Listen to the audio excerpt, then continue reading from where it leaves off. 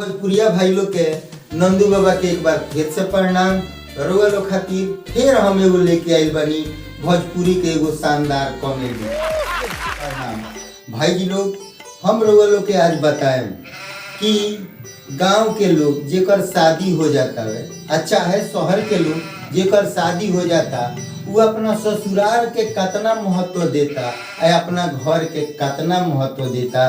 तो जीजा साली के ई तीसरका पार्ट हम लेके रउआ लोग के सामने हाजिर बानी। अगर रउआ लोग के अच्छा लगी तो लाइक जरूर करें, कमेंट जरूर करें और सब्सक्राइब भी अगर इच्छा होके तो जरूर करें।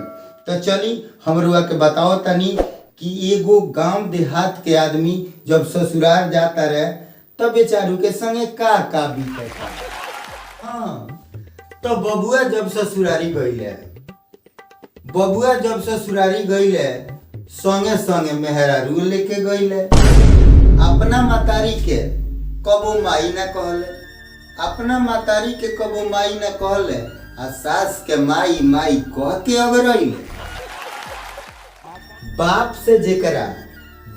से जेकरा कबो ना पटल, ससुर से रहल सटल।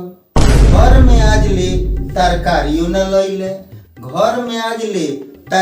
न लैले, आ साली खातिर गहना ले अइले।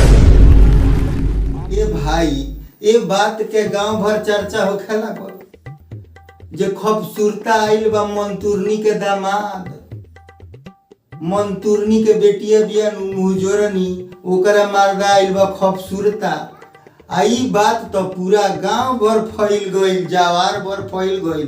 आ लगही उनकर सढ़ुआना रहे, उनकर साढ़ू बेचारू जान गईले जे हमरा ससुरारी तो साढ़ू आ गईले।